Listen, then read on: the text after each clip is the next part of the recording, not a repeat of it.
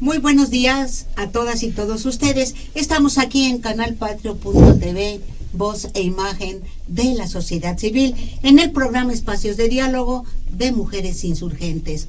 Bueno, el día de hoy tengo el placer, doble placer, de que usted nos sintonice y desde luego de recibir a compañeros y amigos que son particularmente jóvenes. Gracias. Dicen por ahí que los jóvenes, tenemos que acercarnos a los jóvenes para aprender de esta generación. Alguien había dicho que los jóvenes son una generación perdida. Yo pienso que no, hay que meternos un poco a analizar el asunto, y por lo cual tengo el honor de contar con la presencia de Pablo Roa. Él, nuestro amigo, es parte del equipo asesor de la Dirección Nacional del Partido del Trabajo, y Óscar Vázquez Muñoz. Él es músico, es activista de Morena, figúrese usted, activista de Morena, que ha estado trabajando tanto en Iztapalapa como en Benito Juárez. Miguel Hidalgo. Y bueno, a quien les damos la más cordial bienvenida. Está con nosotros nuestro amigo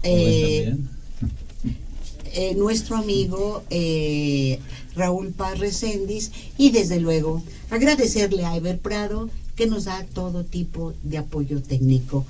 Gracias por la presencia de todos ustedes, les doy la más cordial bienvenida. Y bueno, el día de hoy, ya lo dije, es un placer, estoy contenta porque nos visitan dos jóvenes. Pablo, ¿por qué no inicias esta charla tan animada? Debe ser una charla muy entusiasta y con mucha sabiduría. Pues esperemos que sí. Pues primero que nada, muchas gracias a todos los que nos están viendo, sintonizando, escuchando, viendo desde YouTube, desde Canal Patrio. Muchas gracias por la invitación. Gracias al compañero Óscar que pudo asistir. Y pues bueno, gracias Raúl, gracias Beatriz. Vamos a empezar. Yo quisiera comentarles que la situación actual de la política mexicana se está tornando particularmente difícil. Quisiera también mencionar en algunos puntos la marcha de hoy de los estudiantes de la universidad, de los planteles, del Politécnico, del Poli, de las instituciones exactamente. Y bueno, esto es un proceso que ojalá podamos discutir más menos entre los puntos importantes, porque este es un proceso político muy interesante que nos sitúa a los jóvenes en un papel transformador o no, según se analice. Por otro lado, seguimos en un proceso de transición que para algunos, incluso para el propio rector, se les luce terso, pero no es terso. Este proceso de transición para nada es terso, y lo que estamos percibiendo ahorita, económicamente, políticamente, socialmente, pues es un proceso en el cual tratan de heredar los menos problemas posibles, tratan de evidenciar el mayor número de problemas que se quedaron arrastrando en todo el sexenio. Uno de ellos es la educación, otro de ellos es el tema sindical, otro de ellos es el tema laboral de los trabajadores, el tema de pensiones, otro de ellos es la misma agenda legislativa que no se terminó de desahogar, ¿cómo se llama esta? La Ley de Seguridad Interior, por ejemplo.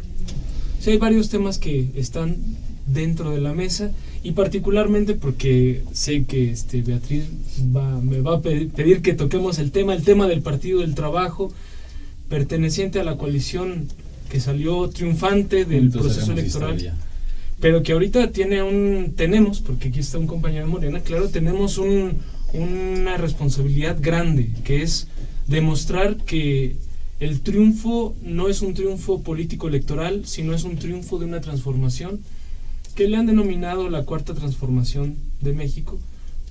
Mientras haya transformación, sea cuarta, sea quinta, sea sexta, pero que haya transformación social y transformación política, y más o menos mantener los niveles económicos que nos permitan un crecimiento, como lo apunta el propio equipo de Andrés Manuel, de 3 y 4%, ¿no? Es decir, Pablo, no es el objetivo no es cambiar para que todo siga igual. Exactamente, el gatopardismo, ¿no? Sí, porque hasta ahorita lo que se ve es una reiteración de aspectos que se dijo en campaña que se iban a retirar, claro, que se iban a eliminar. Bueno, excepto lo de la reforma educativa que se está trabajando duramente en los foros en los estados. Ayer fue en el Estado de México, claro. Antier y antes de antier en Veracruz, y donde ha reiterado tanto el presidente electo como el futuro secretario de Educación Pública que la reforma educativa va para abajo y se termina con la evaluación punitiva. Y antier los diputados de Morena, PT, PES aprueban sobre todo un exhorto, solo es eso, un exhorto para que se termine con la evaluación, no se haga la de noviembre a los profesores, pero pues la ley ahí está. Lo platicamos, apenas estaban señalando esto los diputados y lo platicamos, está la ley, si no la aplican los actuales, pues incurren en responsabilidades muy serias, por cierto. Y eso es parte de ello, Pablo, parte de eso, de esas actividades legislativas que mencionas. Pero a mí en lo personal también me llama la atención, como a Beatriz, la participación, el que ustedes estén hoy con nosotros. ¿Por qué? Porque son jóvenes. ¿Por qué? Porque están metidos en la actividad política. Y Óscar además en la actividad musical y actividad cultural en general. Sí. Y tú, Pablo, desde luego también. Es decir, jóvenes comprometidos con la causa por la transformación de las condiciones de vida de la población. Y esto es muy importante, porque nosotros lo hemos señalado reiteradamente. Mientras haya juventud que se preocupa, juventud rebelde, el país tiene solución, ¿sí? Y ya más adelante hablaremos de lo de la movilización del día de hoy, 13 de septiembre, 50 años después de la movilización del silencio, y que se ha dicho que va a ser igual que la de hace 50 años, toda proporción guardada, también manifestación de silencio, contra diversas deficiencias que se registran en la UNAM, pero no solo en la UNAM, sino también en otras instituciones de educación superior. Correcto. Y esto es lo importante. ¿Sí?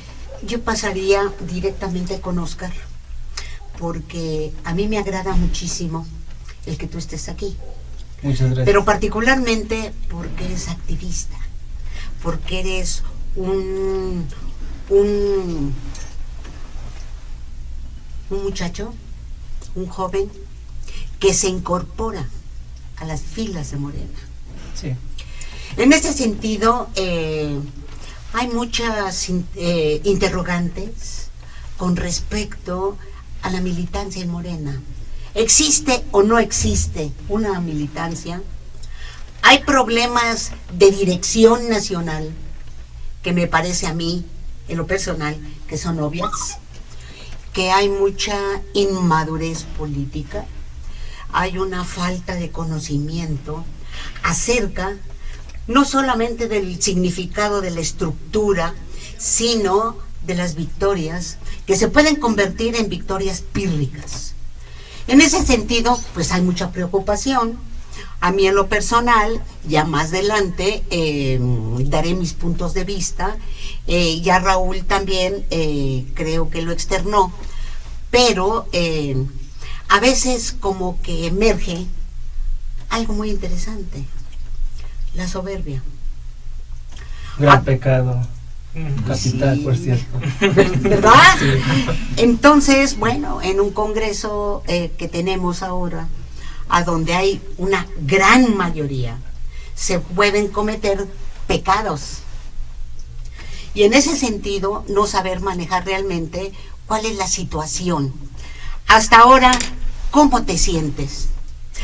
¿Cuál es tu evaluación en torno a tu participación política, tanto en Miguel Hidalgo como en Ixtapalapa, que son dos demarcaciones totalmente diferentes? Bueno, quisiera antes regresar, nada más hablar sobre la cuestión del papel de los jóvenes en esta situación, en estas problemáticas universitarias, y creo que, el 2018 y significa un momento de grandes transformaciones para el país, no solamente a nivel político, a nivel partidista o a nivel ya estructuras políticas ya para conformarse el próximo año, sino en todos los sectores, ¿no? Y en este caso, por ejemplo, la situación que se vive en Ciudad Universitaria y que ha venido de la mano con el apoyo de diferentes instituciones universitarias, es la oportunidad no solamente para generar unas nuevas políticas dentro de la universidad pública, sino también para generar nuevos discursos críticos en todos los sectores de la sociedad. Y en ese sentido, creo que el Comité de Músicos Creadores, como otros comités y la comunidad musical y creativa, debería desempeñar también papeles críticos en este sentido, ¿no? Generar discursos como música que hable sobre esta situación, artistas visuales que también hablen sobre esta situación de las problemáticas universitarias, y bueno, invitar también a los escritores y a los poetas en general jóvenes que también se sumen a este tipo de narrativas. En la cuestión de Morena, yo creo que lo más importante, y bueno, desde mi papel filosófico, es regresar a los orígenes de todo el movimiento desde los años 30, es decir, regresar. Si hay algo que, por ejemplo, Platón retomaba mucho en el aspecto político, era la idea de la virtud. Entonces, lo que quiero decir es que esta virtud política, en el caso de Morena, no se puede encontrar si no es regresando a los orígenes de todo el movimiento político, que en este caso sería retomar la figura de Berto Castillo, la figura de la lucha política que tuvo Cuauhtémoc en el 88, y la reflexión sobre toda la actividad que Andrés Manuel hizo desde que militaba y hacía trabajo social en la Chontal, con los indígenas de la Chontal. En el Partido Revolucionario Institucional, claro. Hay que aclararlo. Bueno, claro, obviamente hay que entender que en estos años estamos hablando de que como el PRI era el único partido, entonces habían diferentes facciones y diferentes grupos dentro del mismo partido. Claro, hablamos de que ya en el 88 estos grupos se concretan más como una corriente crítica también. Bueno, su intervención es provocadora. Sí. Pero bueno, salvamos esta situación. A mí me da mucho gusto en lo particular. No sé si tú quieras hablar. Sí, me llama la atención el trabajo cultural, musical, poético, artístico, porque así como lo esbozas, me traslada a un grupo muy interesante que conozco desde hace muchos años, el Centro Libre de Experimentación Teatral y Artística, CLETA, sí, que sigue trabajando con Enrique Cisneros, mi amigo. Si nos ve, le mando un abrazo. Este tipo de teatro, este tipo de cultura llevada a las masas es necesario, pero desafortunadamente no llega porque somos indiferentes, porque no hay compromiso, porque estamos acostumbrados a lo que se ve en los medios tradicionales de comunicación, que nos deforma la realidad, nos deforma la mente, y no estamos prestos a este tipo de trabajo. ¿Has encontrado respuesta con el grupo que participas en torno a la sociedad donde te desenvuelves, es decir, Iztapalapa y Miguel Hidalgo? Pero no creo que sea exclusivo, es donde has hecho trabajo político, pero me imagino que has estado yendo a otros lugares de la propia ciudad e incluso ha sido en general, invitando a músicos, a escritores, bueno, no solamente dejar la actividad en la cuestión de los músicos, sino que en la actualidad vivimos una situación creadora en la cual la música no puede estar sola, sino que va de la mano con la escritura, o la escritura va de la mano con lo visual. Entonces vivimos una realidad creativa en la cual no existe ya una división sólida entre cada actividad. Hablaríamos de este arte que desempeñan ustedes como un vehículo de comunicación y de educación hacia las masas. Y de diálogo y de retroalimentación también, porque creo que si hay algo importante es generar el diálogo y la discusión, no solamente a niveles políticos o sociales entre los diferentes sectores de la creación en la ciudad, sino también discutir temas como, por ejemplo, cuál es el tema principal del arte o de la creación en este siglo, por ejemplo, o cuáles son los elementos más críticos que se pueden desarrollar en el arte, o qué se está haciendo en otras partes. O sea, no solamente encerrarlo en lo que se haga en la Ciudad de México, sino pensar también en lo que están haciendo en América Latina, ¿no? Digo, y retomar también muchos trabajos que se han olvidado. Por ejemplo, en filosofía pasa algo similar. Vas a una institución universitaria y te enseñan filosofía europea, ¿no? Hegel, Kant, Jean-Paul Sartre, pero solamente ves una materia de filosofía mexicana. ¿Sí? Y uno se queda, un día llega un chico de filosofía y le preguntan, oiga, ¿cuántos filósofos mexicanos hay? Y es, no, pues yo nada más sé de uno, José Vasconcelos, ¿no? y cuando hay más de 20, 30 filósofos mexicanos, ¿no? Entonces, así como hay filósofos mexicanos, hay filósofos venezolanos, argentinos, chilenos, y lo mismo pasa en la cuestión del arte, ¿no? No encerrarnos solamente a consumir música comercial o música europea, sino consumir también lo propio, ¿no? Consumir rock independiente, jazz independiente, y también ir a buscar esos talentos que se encuentran en Argentina, en Chile, en Guadalajara, o en León, Guanajuato, que ha sido un tema ahorita de mucha discusión en el comité de músicos creadores, para también generar un banco de música y generar ese tipo de elementos para exponerlos y que la gente pueda saber lo que se está haciendo en otras partes. Hay una labor bien interesante de que un filósofo esté dentro de Morena. Me gustaría compartir algunas reflexiones. Primero, la invitación es porque la invitación que le hacemos al compañero Oscar es porque obviamente el sistema de relaciones político no está supeditado a las cúpulas ni a las relaciones interinstitucionales entre los partidos. Claro que hay fraternidad entre los compañeros de base en los que coincidimos en eventos y se empiezan a dar otras nuevas relaciones que ponen en tensión y en contradicción incluso las propias relaciones políticas, arriba en las esferas, en lo institucional. Es una contradicción necesaria, porque al final las labores abajo son las más próximas. Eso suena muy hegeliano, además. Sí, suena muy hegeliano, pero es que es cierto, o sea, realmente, ¿cómo esperamos que nuestros institutos partidistas se renueven si no es a partir de este tipo de relaciones?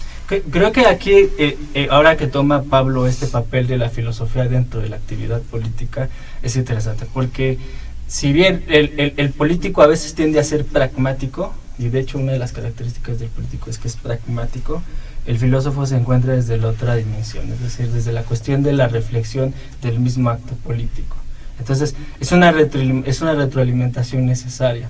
El problema en México, como lo veo en otros países de América Latina, es que si bien se olvida el filósofo latinoamericano, se pierde de vista que el filósofo latinoamericano es pragmático también. O sea, no podemos pensar en un José Vasconcelos que escribió La raza cósmica sin la actividad educativa que hacía en esos tiempos con el magisterio y todo esto, o la actividad que tenía Leopoldo Sea con esa filosofía latinoamericana, sin la otra parte de la construcción de estructuras de reflexión filosófica desde la misma base del PRI, ¿no? No olvidemos que él participó mucho en las actividades del YPS-PRI. O por ejemplo, no podemos pensar en otros filósofos, como por ejemplo, pienso, es muy raro porque incluso hay una mezcolanza en el mismo filósofo, ¿no? Pues Simón Bolívar es un gran revolucionario, pero tiene una reflexión filosófica, muy valiosa, por cierto. Entonces, eso es una cuestión que pasa en el filósofo latinoamericano. Genera un producto de reflexión filosófica, digo producto quiero decir, genera el material para filosofar, pero también tiene actos filosóficos y políticos. La cuestión en la actualidad es que pareciera ser que al filósofo se le ha quitado esa trinchera pragmática. Es decir, el filósofo ahora tiene que estar encerrado en la academia. El filósofo tiene que hacer maestría, doctorado y ya. Si quiere dar clases, el filósofo da clases, que no se puede porque no hay tantos espacios y hasta ahí queda. Hay que mantenerlos controlados. Hay que mantener al filósofo controlado. Tú no pienses otra cosa que en tus posgrados. Pero se pierde de vista que el filósofo es valioso en esta lucha, por ejemplo, política que está haciendo en la actualidad, ¿no? Es indispensable. Es indispensable. O sea, por ejemplo, vemos las irregularidades que puede ver en diferentes partes de la esfera política institucional, y pues tiene que haber alguien dentro y fuera que pueda hacer una reflexión, ¿no? O sea, regresar a las bases de qué es la virtud dentro del plano político, qué es el político, qué es la verdad dentro de la esfera política, la ética, por supuesto, y empezar a generar esa base de la reflexión.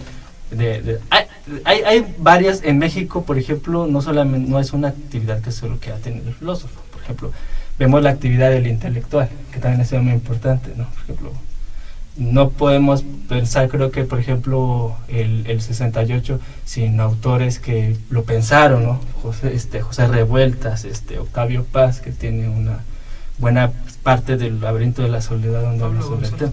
Pablo González Casanova.